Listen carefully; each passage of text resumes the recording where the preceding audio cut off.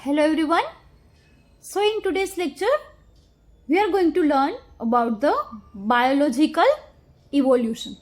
तो जैसे कि हम लोगों ने लास्ट लेक्चर में स्टडी किया था regarding the chemical evolution, right. तो किस तरह से केमिकली जो मॉलिक्यूल्स हैं सारे वो किस तरह से डेवलप हुए और किस तरह से उन्होंने कॉम्प्लेक्स मॉलिक्यूल्स बनाए, देन कॉम्प्लेक्स स्ट्रक्चर बने, ठीक है। Same way now in case of biological evolution, so after chemical revolution we can say कि किस तरह से फर्स्ट सेल है यानी फर्स्ट लाइफ फॉर्म है जो भी अर्थ पे वो किस तरह से आया होगा, क्योंकि ऑब्वियसली जैसे ये सारे मॉलिक्यूल्स बने then the necessary molecules which are required for the formation of a cell और अ लाइफ वी कैन से, वो जब बन गए तब फिर ये फर्स्ट सेल बना होगा, सीधी सी बात है ना।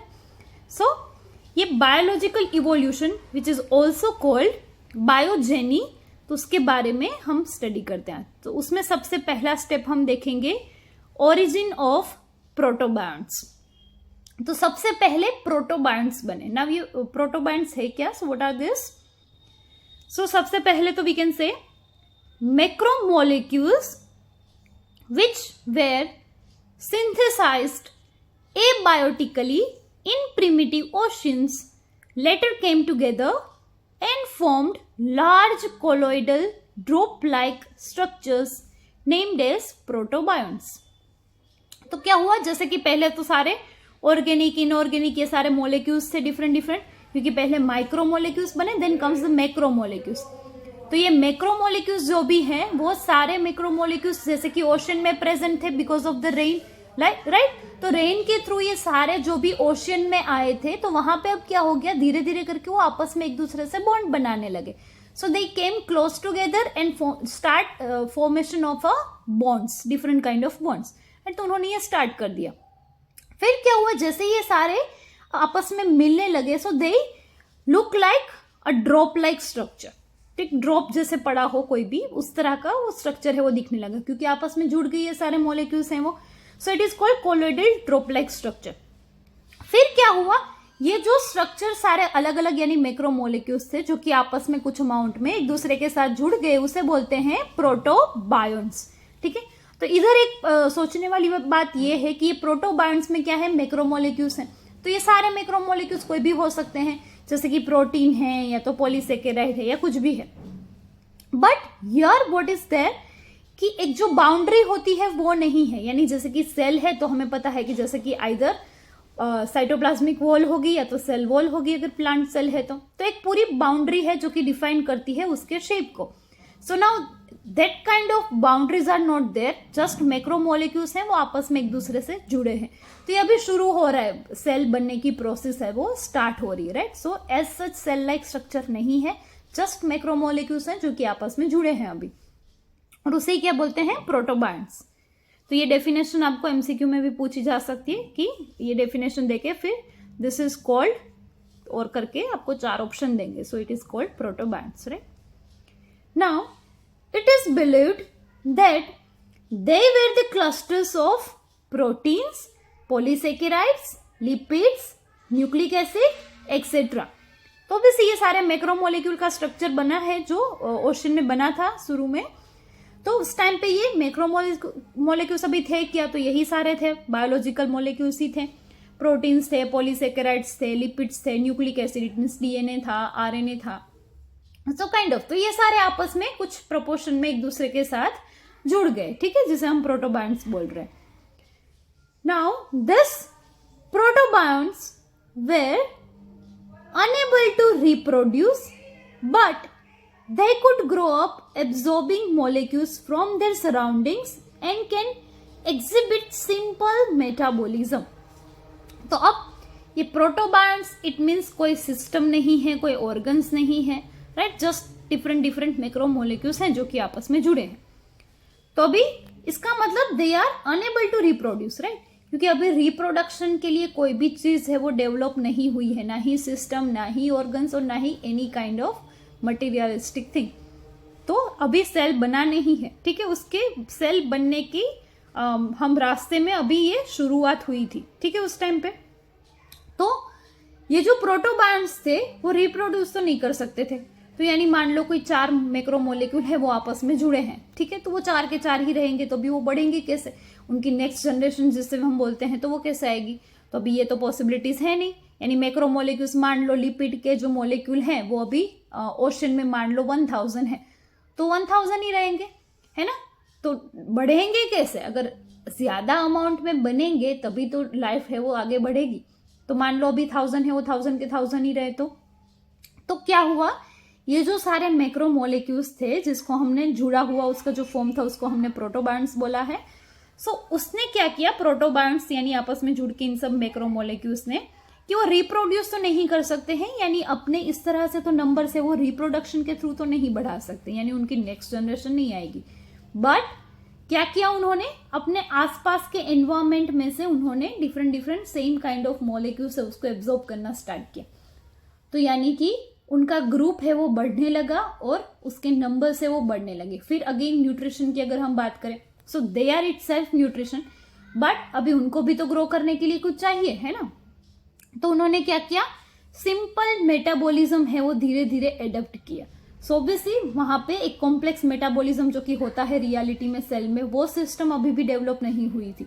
तो सिंपल मेटाबॉलिज्म है वो स्टार्ट हुआ, यानी कुछ थोड़ी बहुत एनर्जी है वो जनरेट कर सके और सर्वाइव कर पाए ये सारे जो मॉलिक्यूल्स ऑलरेडी प्रेजेंट थे वाटर में। और शुरू में ये सारे मॉलिक्यूल्स कहाँ पे पाए गए, वाटर में, इट मीन्स ओशन में। क्यों ऐसा, क्योंकि हमें पता है जैसे कि हमने केमिकल इवोल्यूशन में देखा कि बारिश के थ्रू ये सारे मॉलिक्यूल्स है वो सीधा पानी में, ओशन में गए, ठीक है, जो कि एयर में गैसियस फॉर्म में पहले मॉलिक्यूल्स प्रेजेंट थे due to the high temperature of earth. तो जैसे ही वो कूल डाउन हुई अर्थ और स्टीम है जो भी वेपर थी वो सारी अभी वाटर में कन्वर्ट होके बारिश की तरह जमीन पे गिरी, तो उसके साथ साथ ये कुछ मॉलिक्यूल्स भी उसमें डिजोल्व होके या तो उसके साथ मिक्स होके अर्थ पे आए। सो वो सारे किस में गए, ओशन में गए। यानी शुरू में अभी ये सेल का कुछ फॉर्मेशन बनने की दिशा में एक जो ये प्रोसेस स्टार्ट हुई वो कहाँ पे हुई, ओशन में, इट मीन्स वी कैन से इन वाटर, राइट। और उसका जो फर्स्ट फॉर्म था वो क्या था, प्रोटोबायंट्स, ठीक है, याद रखना है आपको। Protobionts were also synthesized artificially by some scientist in laboratory. तो अभी ये हम जो स्टडी कर रहे हैं, अभी ये पढ़ रहे हैं हम थियरी में कि प्रोटोबायंट्स ऐसे बने शुरू में, तो ये हमें पता कैसे चला, है ना। तो it is not just a thinking और अ थॉट, बट साइंटिस्ट ने शुरू में ऐसे अलग अलग मैक्रोमोलेक्यूल्स को आपस में जोड़ के लेबोरेटरी में एक्सपेरिमेंट करके देखा कि अगर ये आपस में अपने आप कुछ अलग अलग प्रोपोर्शन में जुड़े होंगे तो कुछ क्या बना और किस तरह से बना होगा। तो ये सारे जो हाइपोथेसिस हैं वो सारे लैब में एक्चुअल में साइंटिस्ट ने उस टाइम पे परफॉर्म करके देखा है, then they came to this conclusion कि इस तरह से कुछ हुआ होगा। यानी जो अभी हम एज अ थियोरी पढ़ रहे हैं आपके सिलेबस में, ये जो थियोरी है वो एज सच ऐसे ही हुआ है, उसके प्रूफ है। It is not just hypothetical thinking और thoughts which we are studying here, right. So mind it. For example जैसे कि लेबोरेटरी में किस तरह से एक्सपेरिमेंट किए साइंटिस्ट ने, ओपेरिन साइंटिस्ट का नाम है, prepared some protobionts without a lipid membrane and he called them coacervates. तो क्या किया ओपेरिन ने कि लिपिड, यानी हमें सी अभी पता है कि सेल मेम्ब्रेन है वो डबल लिपिड बाइलेयर है, लिपिड बाइलेयर होता है ना, उसकी वजह से ही तो सेल का शेप है पूरा। तो शुरू में जैसे मैंने कहा कि सेल तो अभी बना नहीं था, ये सिर्फ मैक्रोमोलेक्यूल्स आपस में जुड़े हैं, तो कोई बाउंड्री नहीं थी। यानी पहले उन्होंने क्या किया, ओपेरिन ने विदाउट लिपिड मेम्ब्रेन ये सारे मैक्रोमोलेक्यूल्स को जोड़ के देखा कि अभी कोई बाउंड्री नहीं है, तो शुरू में किस तरह से वो आपस में जुड़े होंगे। और विदाउट लिपिड मेम्ब्रेन यानी कोई फिक्स शेप नहीं, बिना शेप के ये जो स्ट्रक्चर एक दूसरे के साथ मैक्रोमोलेक्यूल्स जुड़े थे जिसको हमने प्रोटोबायंट्स बोला। तो now without lipid we can call them coacervates, ठीक है। सिमिलरली फिर अभी विथ लिपिड भी देखा गया एक्सपेरिमेंट करके। So similarly Sidney Fox synthesized, scientist का नाम है, synthesized some microscopic proteinoid bodies with a lipid coat and call them microspheres। तो अभी फिर विथ लिपिड मेम्ब्रेन भी देखा कि फिर बाद में लिपिड आके उसने मेम्ब्रेन फॉर्म बनाया होगा और कुछ शेप आया होगा इन प्रोटोबायंट्स का, और फिर विथ लिपिड उसको बोला गया माइक्रोस्फीयर, एंड विदाउट लिपिड प्रोटोबायंट्स को बोला गया कोसर्वेट्स। ठीक है, तो ये आपको नाम है वो याद रखने हैं एमसीक्यू के लिए। That protobionts with lipid called microspheres and protobionts without lipid membrane called coacervates. ठीक है, they are the initial molecules जो कि आपस में जुड़ के एक स्ट्रक्चर बनाया था, कोलोइडल स्ट्रक्चर बनाया था। ठीक है, drop like structure, right. So this is first step of biological evolution called origin of protobionts, कि पहले प्रोटोबायोन्स है वो किस तरह से बने। ठीक है, now let's discuss the second step of the biological evolution. So second step है we can call origin of protocells which is also called eobionts. ठीक है, तो यानी प्रोटोबायोन्स के बाद अब प्रोटोसेल्स, यानी हम सेल का प्री फॉर्म, शुरू का फॉर्म है वो बोल सकते हैं। So let's see in this, nucleic acid developed the ability of self duplication due to a sudden change called mutation. जैसे कि न्यूक्लिक एसिड है उसमें भी स्पेशली डीएनए, तो उसने because of the DNA mutation, जो कि आपको पता ही है, यानी कुछ न्यूक्लियोटाइड्स का इधर उधर हो जाना, कुछ खामियां हो जानी, तो वो चेंज है वो पॉजिटिव भी होता है, नेगेटिव भी हो सकता है। ठीक है, तो वो हम लोगों ने जेनेटिक्स चैप्टर्स में पढ़ा है, तो अभी इधर हम डिस्कस नहीं करेंगे वो चीजें। But here we need to understand about the mutation, की जो चेंजेस आते हैं डीएनए के स्ट्रक्चर में उसे हम बोलते हैं म्यूटेशन, चाहे वो पॉजिटिव वे में हो या नेगेटिव वे में हो। ठीक है, तो फिर न्यूक्लिक एसिड में क्या हुआ, ऐसे धीरे धीरे करके ऑब्वियसली न्यूक्लियोटाइड्स में चेंजेस आते रहे, बट एक टाइम पे एक ऐसा चेंज आया जिसकी वजह से सेल्फ डुप्लीकेशन का जो एक कैरेक्टर था वो आ गया डीएनए में। यानी जैसे कि हमें पता है कि डीएनए है वो अपने आप ही खुद ही डुप्लीकेट करता है जब सेल डिवीजन होता है, तो ये जो न्यूक्लिक एसिड की ये क्वालिटी है ये फिर डेवलप हो गई उस टाइम पे, क्योंकि हमें पता है कि जब एक सेल में से दो सेल बनते हैं तो अभी डीएनए की तो दो ही स्ट्रैंड होती है जो कि एक सेल में प्रेजेंट है न्यूक्लियस में। ठीक है, तो अभी एक सेल में से दो सेल बनेंगे तो डीएनए की ये जो दोनों स्ट्रैंड है वो अलग अलग होके एक एक स्ट्रैंड जाती है एक एक सेल में, और दूसरी कॉपी उसकी वो दोनों सेल है वो अपने आप खुद बना लेते हैं, उसकी जैसे जेरोक्स कॉपी हम बोलते हैं, जिसको हम डीएनए रेप्लिकेशन बोलते हैं, जो कि प्रोसेस हम 6th चैप्टर में पढ़ चुके हैं, डीएनए रेप्लिकेशन, राइट। तो ये जो डीएनए अपने आप अपनी दूसरी जो स्ट्रिंग है, दूसरी जो स्ट्रैंड है वो बना सकते हैं किस तरह से, तो ये जो उनकी क्वालिटी है, कैरेक्टर है, वो फिर डेवलप हुआ उस टाइम पे शुरू में, because of the sudden change we can call mutation. ठीक है, तो ये डीएनए में भी अभी ये क्वालिटी है वो डेवलप हो गई। देन क्या हुआ, nucleic acid and proteins combine to form a nucleoproteins, and nucleoproteins were the first sign of life. और फिर इन न्यूक्लिक एसिड ने भी, ऑब्वियसली ये सारे मैक्रोमोलेक्यूल ही हैं, न्यूक्लिक एसिड, प्रोटीन, कुछ भी ले लो, लिपिड, तो फिर अब ये न्यूक्लिक एसिड ने किसके साथ जुड़ के एक बॉन्ड बनाया, प्रोटीन्स के साथ, तो वो आपस में जुड़ गए और उसकी वजह से बन गया nucleoproteins. Now this is the main molecule to form a life on the earth, that is why we wrote here the first sign of life which is nucleoprotein. ठीक है, next step, clusters of nucleoproteins surrounded by lipid coat called protocell, यानी pre form of the cell, cell का जो पहले का structure बना वो कैसे बना, तो clusters of nucleoprotein and surrounded by lipid coat. तो लिपिड कोट है वो इस न्यूक्लियोप्रोटीन्स के आसपास बन गया, यानी एक मेम्ब्रेन जैसा बन गया, तो यानी अभी प्रॉपर शेप है वो मिल गया न्यूक्लियस को एंड सेल को we can call. So this is the first form of life. ठीक है, first sign of the life is nucleoprotein and first form of the life is called प्रोटोसेल,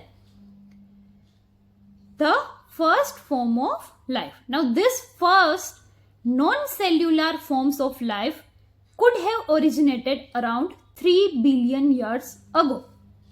तो ये जो पहला कुछ सेल लाइक स्ट्रक्चर बना जिसको प्रोटोसेल हम बोल रहे हैं वो कब बना होगा, 3 billion years ago। याद रखना एमसीक्यू के लिए। They would have been giant molecules like RNA, protein, polysaccharides, etc. and this capsules reproduce their molecules perhaps. So ये सारे जाइंट मॉलिक्यूल्स हैं वो भी कंबाइन होके कुछ कुछ प्रोपोर्शन में इस प्रोटोसेल में एंटर हुए and they started now reproduce. किस तरह से? By the division we can say. So आपको पता है जैसे कि सेल किस तरह से डिवाइड करते हैं, तो सेल का ग्रोथ हम अगर बोले तो कैसे होता है. So one cell will divide, उसका साइटोप्लाज्म है वो डिवाइड हो जाता है और एक में से 2 सेल बन जाते हैं, है ना. सेल साइकिल में पढ़ा है हमने 11th स्टैंडर्ड चैप्टर नंबर 10. तो इसी तरह से ये फिर रिप्रोडक्शन की process, obviously not as such reproduction, but ये हम जिसको फ्यूजन भी बोल सकते हैं, डिवीजन भी बोल सकते हैं. तो इस तरह से ये सेल में डिवीजन स्टार्ट हो गया, यानी रिप्रोडक्शन जिसका हम सेल का बोल सकते हैं प्रिमिटिव रिप्रोडक्शन, वो स्टार्ट हो गया. अभी ये क्वालिटी भी डेवलप हो गई. Now the Altman in 1990 discovered that some RNA molecules have enzymatic activity called as ribozyme.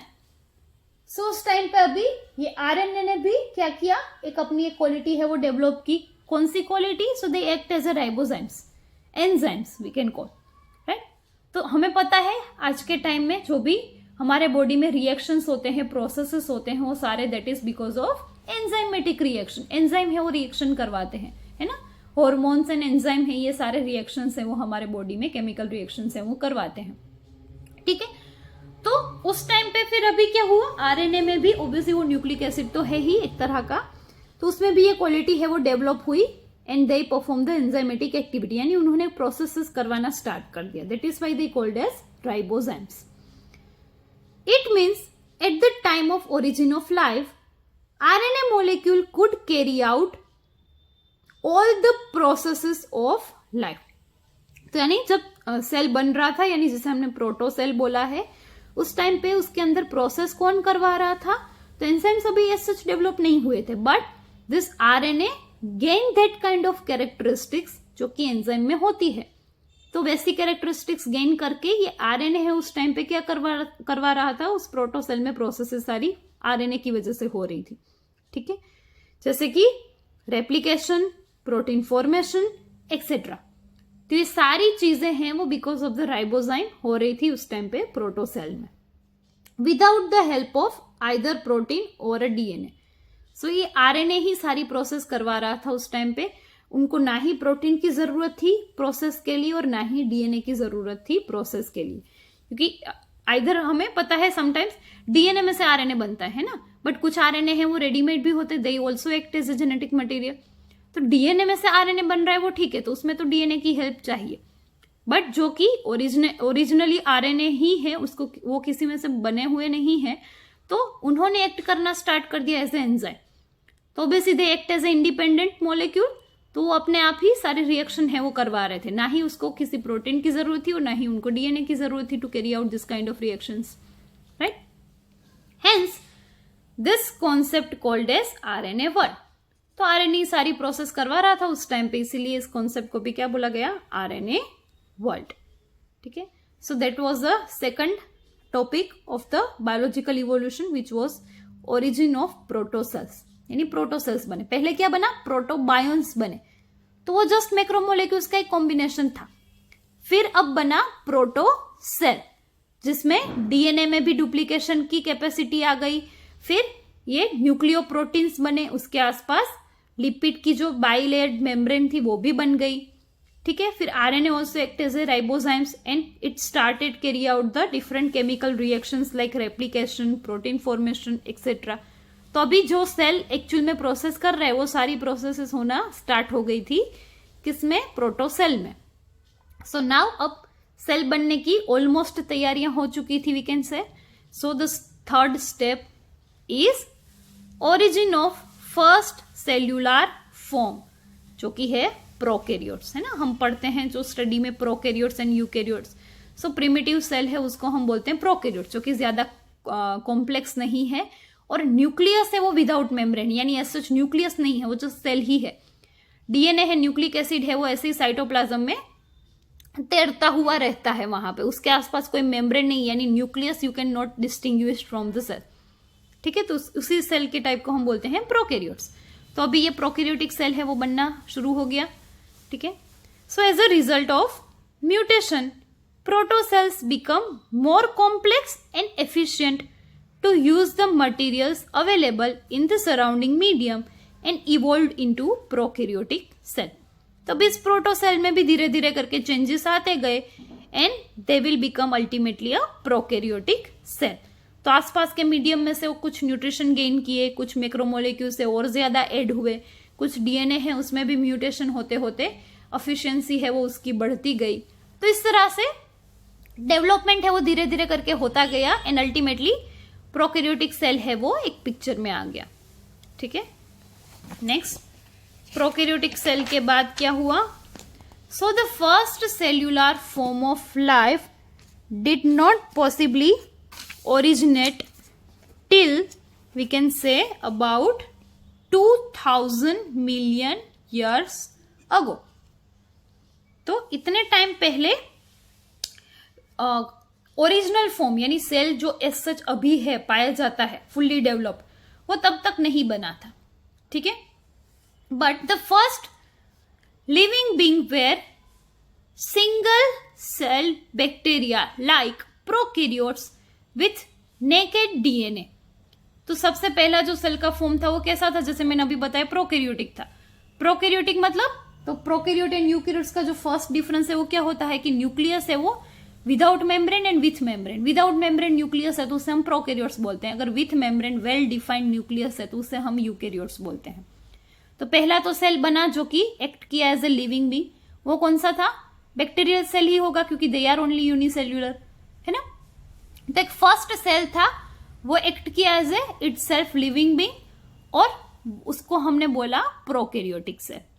ठीक है, they were probably chemoheterotrophs and anaerobic. So एक तो वो कैसे थे? फर्स्ट सेल जो बना प्रोकैरियोटिक सेल वो कीमोहेट्रोट्रोप्स। सो दे आर हेट्रोट्रोप्स मीन्स वो अपना खाना खुद नहीं बना सकते थे, उनके खुद के पास अपनी एनर्जी जनरेट करने के लिए अभी इतनी ऑर्गेनल से वो डेवलप नहीं हुई थी, यानी माइटोकॉन्ड्रिया वगैरह। तो उनको एनर्जी के लिए, अपने फूड के लिए दूसरों पे डिपेंड होना पड़ता था, इसलिए उनको हमने क्या बोला है इधर? हेट्रोट्रोप्स। सो केमिकली दे आर कीमोहेट्रोट्रोप्स। तो दूसरों से यानी आसपास के एनवायरमेंट में से न्यूट्रिशन लेते थे, उनके खुद के पास एनर्जी बनाने के लिए अभी भी कोई सोर्स नहीं था। That is why they are called prokaryotes. And anaerobic, तो अभी भी ऑक्सीजन का डेवलपमेंट इतना एटमॉस्फेयर में नहीं हुआ था, फ्री ऑक्सीजन का, तो ऑक्सीजन नहीं था। तो ऑक्सीजन की प्रेजेंस में अगर रेस्पिरेशन होता है तो उसे हम बोलते हैं aerobic respiration. And without oxygen if it take place then we can call it anaerobic. तो उस टाइम पे एनएरोबिक प्रोसेस ही होती थी सेल में क्योंकि ऑक्सीजन फ्री फॉर्म में नहीं था यूज करने के लिए, राइट। और आपको पता है अगर एरोबिक रेस्पिरेशन है तो उसमें ज्यादा एटीपी मॉलिक्यूल फॉर्म होते हैं, जबकि एनएरोबिक में बहुत ही कम एनर्जी है यानी एटीपी है वो जनरेट होते हैं। सो उस टाइम पे सेल क्या कर सकते थे? सिर्फ एनएरोबिक प्रोसेस कर सकते थे, इसलिए उनको दूसरों पे डिपेंडेंट रहना पड़ता था, उनको इनफ एनर्जी है वो खुद से नहीं बना सकते थे। ठीक है, some of the chemoheterotrophic bacteria evolved into chemo autotrophs. फिर धीरे धीरे करके चेंजेस आते गए, तो अभी हिट्रोट्रोप में से ऑटोट्रोप्स बन गए बैक्टीरिया, यानी अभी उनके बॉडी में खुद से ही वो अपनी एनर्जी है वो जनरेट करने लगे। They were anaerobic and synthesized organic food from inorganic materials. This mode of nutrition is called as chemosynthesis. तो अभी इस तरह से चेंजेस आते गए, डेवलपमेंट होता गया। तो जो हेट्रोट्रोप्स थे वो बैक्टीरिया कन्वर्ट हो गए ऑटोट्रोप्स में और उन्होंने क्या किया? अपना खाना है वो एनेरोबिक प्रोसेस के थ्रू ऑर्गेनिक फूड है वो बनाना स्टार्ट किया। किसमें से? फ्रॉम द इनऑर्गेनिक मटेरियल्स, यानी जो इनऑर्गेनिक मटेरियल अवेलेबल था उनके पास आसपास के एनवायरमेंट में से जो कि एब्जॉर्ब करके लिया था, उसमें से वो अभी अपना एरोबिक जो फूड था वो ऑर्गेनिक फूड था वो बनाना उन्होंने स्टार्ट कर दिया। ठीक है, एग्जाम्पल है उस टाइम के बैक्टीरिया जो ये प्रोसेस स्टार्ट करना उन्होंने शुरू की थी शुरुआत में सबसे पहले, ion bacteria and nitrifying bacteria, जो कि ion fixation and we can call nitrogen fixation के लिए जाने जाते हैं। ठीक है, जैसे कि फॉर एग्जांपल नाइट्रोसोमोनास। तो इस तरह के बैक्टीरिया हैं वो डेवलप हुए स्टार्टिंग में। Then when bacteriochlorophyll was developed in some chemoautotrophic bacteria, they started to convert light energy into a chemical energy, and this mode of nutrition is called as photosynthesis. So then comes the reaction photosynthesis. तो कुछ जो bacteria थे अभी autotrophic तो बन गए, अब और उसमें क्या चेंजेस आया कि उसमें कीमो ऑटोट्रोपिक बैक्टीरिया थे उसमें बैक्टीरियो क्लोरोफिल है वो उसका डेवलपमेंट हो गया। तो जैसे कि प्लांट में क्लोरोफिल होता है, सेम बैक्टीरिया में क्लोरोफिल सबसे पहले बना, क्योंकि फर्स्ट फॉर्म ऑफ सेल तो बैक्टीरियल सेल ही था, यानी सिंगल सेल ही बना था। प्लांट तो मल्टी सेल्यूलर ऑर्गेनिज्म है, तो प्लांट नहीं बने थे। तो क्लोरोफिल भी सबसे पहले कहाँ इंट्रोड्यूस हुआ? इस बैक्टीरियल सेल में ही, यानी कुछ बैक्टीरिया ही ऐसे थे जिसके पास क्लोरोफिल था। और क्लोरोफिल क्या करता है आपको पता ही है, carbon dioxide, water and the sunlight, उसकी मदद से वो अपना खाना है प्लांट जैसे खुद बनाते हैं, सेम वो बैक्टीरिया भी अपना फूड है वो खुद बनाना उन्होंने स्टार्ट कर दिया। तो इसी प्रोसेस को क्या बोला गया, इस न्यूट्रिशन की प्रोसेस को फोटोसिंथेसिस, जो कि प्लांट में पाई जाती है। वो सबसे पहले कहाँ देखी गई? अर्थ, जब अर्थ पे डेवलपमेंट हो रहा था बायोलॉजिकल, तब बैक्टीरिया में। ठीक है। So initially they used hydrogen sulfide H2S as a source of hydrogen instead of H2O. Hence, they were non-oxygenic photosynthetic bacteria. So, शुरू में जब हाइड्रोजन का उनको यूज करना था तो इंस्टेड ऑफ H2O उन्होंने किसको source as a source use किया? H2S को. So, they are called non-oxygenic, क्योंकि ऑक्सीजन का यूज उस टाइम पे भी नहीं हो रहा था। तो और इस तरह के बैक्टीरिया का एग्जाम्पल है प्लैंक्टोनिक सल्फर बैक्टीरिया। ठीक है, जो जिन्होंने स्टार्ट किया H2S को यूज करना as a source of hydrogen. Then some molecular changes occurred in bacteriochlorophyll and it transferred into the true chlorophyll. तो जो बैक्टीरियोक्लोरोफिल था अभी वो ट्रू क्लोरोफिल में कन्वर्ट हो गया through some changes. Such organisms used H2O as source of hydrogen. तो जब ये बैक्टीरियो क्लोरोफिल था वो ओरिजिनल क्लोरोफिल जो कि आज के टाइम में पाया जाता है उसमें कन्वर्ट हुआ। फिर ये जो ऑर्गेनिजम्स थे जिसमें ये क्लोरोफिल का चेंज आया वो अब as a source of hydrogen किसको यूज करने लगे? H2O को, जो कि पहले क्या कर रहे थे? H2S को यूज कर रहे थे। And release oxygen in the environment. और क्या किया? H2O में से हाइड्रोजन को यूटिलाइज कर लिया और ऑक्सीजन को फ्री फॉर्म में रिलीज कर दिया। And that is how they were oxygenic photosynthetic bacteria. और ऑक्सीजन है वो फ्री फॉर्म में पाया गया। एंड इसी वजह से एनवायरमेंट में ऑक्सीजन की तादाद है, ऑक्सीजन मॉलिक्यूल्स की, वो बढ़ने लगी, क्योंकि अदरवाइज फ्री फॉर्म में ऑक्सीजन नहीं थे, वो सारे कहीं ना कहीं किसी ना किसी के साथ बॉन्ड बना चुके थे, जैसे कि H2O है।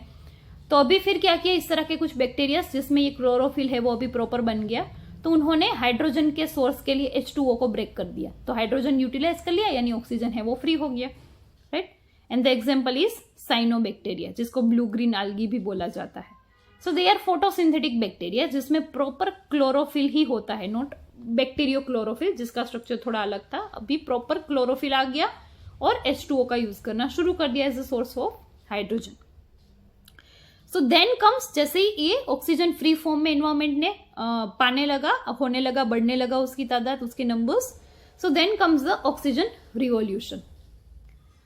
सो liberation of free oxygen by cyanobacteria was a revolutionary change in the history of Earth. It includes some major changes like, तो जैसे ये फ्री फॉर्म में ऑक्सीजन है वो बढ़ने लगा बिकॉज ऑफ साइनोबैक्टीरिया, तो कुछ बहुत ही बड़े रिवोल्यूशनरी चेंजेस आए अर्थ पे। जैसे कि पहला चेंज आया, atmosphere of earth changed from reducing to oxidizing, यानी विदाउट ऑक्सीजन था वो अभी ऑक्सीजन वाला एनवायरमेंट है वो बनने लगा। Hence possibilities of further chemical evolution finished because chemical evolution always takes place in reducing environment. तो नाउ अब केमिकल इवोल्यूशन जो हो रहा था वो अभी स्टॉप हो गया। नाउ अब लाइफ है वो स्टार्ट होना शुरू हो गई, क्योंकि oxygen is the main source. तो ऑक्सीजन पहले कभी फ्री फॉर्म में था ही नहीं, यानी रिड्यूसिंग एनवायरमेंट था, तो केमिकली चेंज ही आ रहे थे कंटिन्यूस। बट जैसे ही ये साइनोबैक्टीरिया आए और उन्होंने ऑक्सीजन को फ्री फॉर्म में बढ़ा दिया एनवायरमेंट में, तब से अभी केमिकल इवोल्यूशन है वो स्टॉप हो गया वहां से, और अभी बायोलॉजिकल वीकेंड से रिवोल्यूशन है वो स्टार्ट हो गया अर्थ पे। ठीक है, सो जो रिड्यूसिंग एनवायरमेंट था वो अभी कैसा हो गया, ऑक्सीडाइजिंग एनवायरमेंट है वो बन गया। सेकंड चेंज क्या आया, free oxygen oxidized CH4, methane and ammonia NH3 to form gaseous like CO2, N2 and H2O। तो जो शुरू में अमोनिया, मीथेन वगैरह जो बने थे, फॉर्मेशन कंपाउंड बने थे सारे, उनको अभी गैसियस फॉर्म में कन्वर्ट करना भी इस ऑक्सीजन ने स्टार्ट कर दिया, फ्री ऑक्सीजन ने। तो यानी मीथेन के CH4 में से C को अलग करके, कार्बन को अलग करके उसके साथ ऑक्सीजन जुड़ गया तो CO2 बन गया। फिर अमोनिया में नाइट्रोजन के साथ ऑक्सीजन जुड़ गया, फिर वाटर का फॉर्मेशन हो गया, हाइड्रोजन के साथ ऑक्सीजन जुड़ गया। तो इस तरह से वापस कुछ अलग अलग फॉर्मेशन है वो स्टार्ट हो गया और कुछ अलग अलग गैसियस मॉलिक्यूल है वो पिक्चर में आ गए, जैसे कि CO2, N2 and H2O। Third change क्या आया? Accumulation of free oxygen formed a layer of ozone outside the atmosphere of Earth, which started to absorb most of the UV rays of sunlight। तो जैसे कि अभी हमें पता है कि ऑक्सीजन की तादाद है वो बढ़ने लगी, तो ओजोन का भी फॉर्मेशन हो गया। Ozone means what? O3, right?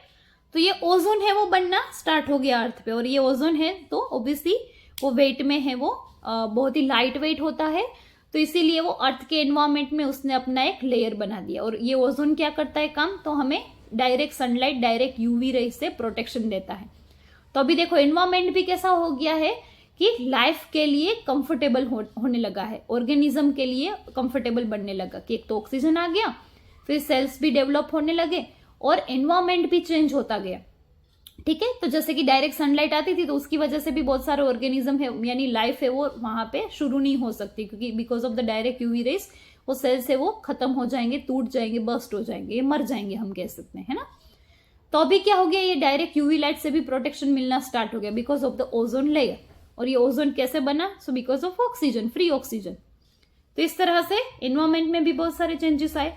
Fourth change क्या आया मेजर? ये हम ब्रेक थ्रू चेंजेस की बात करें, बहुत चेंजेस आए, बट जो अर्थ की पूरी शक्ल ही जिसने बदल दी वो चेंजेस क्या थे उसकी बात कर रहे हैं। And the fourth change was some prokaryotes adapted themselves for aerobic mode of respiration which provides approx 20 times more energy than anaerobic respiration। और क्या हुआ, जो प्रोकैरियोटिक सेल्स थे जो कि एनारोबिक रेस्पिरेशन की प्रोसेस कर रहे थे जिसमें एनर्जी वो बहुत ही कम मिल रही थी, that is why they were heterotroph, but अब उन्होंने अपने आप में एडोप्टेशन लाया, चेंजेस किए, और अभी उन्होंने क्या किया, एरोबिक रेस्पिरेशन स्टार्ट करी, यानी with the help of oxygen उन्होंने रेस्पिरेशन प्रोसेस है, केमिकल प्रोसेस वो स्टार्ट कर दी अपने आप में, यानी सेल के अंदर। और उसकी वजह से एनर्जी है वो कितनी बढ़ गई, 20 टाइम्स हायर, यानी now cell is more efficient than the earlier one. एंड इस तरह से प्रोकैरियोटिक सेल है वो कन्वर्ट हो गए यूकैरियोटिक सेल में, क्योंकि अभी डेवलप होने लगी सिस्टम, एनर्जी भी बढ़ने लगी, so they can act more, they can react more, right. And then the last step, fourth, origin of eukaryotic cell. So nucleus, mitochondria and other cell organelles developed in the cell and metabolically it became more active। तो जैसे कि शुरू में probiotic sales में mitochondria नहीं थे, यानी energy वो खुद नहीं बना सकते थे, ठीक है, बट अभी न्यूक्लियस भी बन गया, यानी वेल डिफाइंड मेम्ब्रेन बन गई, माइटोकॉन्ड्रिया आ गया, अदर जो ऑर्गेनल्स थी वो भी डेवलप हो गया, यानी फुल्ली अब सेल है वो डेवलप हो गया, जिसको हम बोलते हैं eukaryotic cell. This free living unicellular eukaryotic organisms originated about 1.5 billion years ago in the primitive ocean. तो ये सारे चेंजेस ओशन में ही हुए, प्रोकैरियोटिक सेल भी पहले उसी में बना। नाउ फर्स्ट यूकैरियोटिक सेल का भी इवोल्यूशन है वो प्रिमिटिव ओशन में ही हुआ, बट कब, 1.5 बिलियन ईयर्स अगो, ठीक है। So this is about the biological evolution, जो कि just after the chemical evolution ये स्टार्ट हुआ। So this is it for today's lecture. In next lecture we will continue with other topics. Thank you.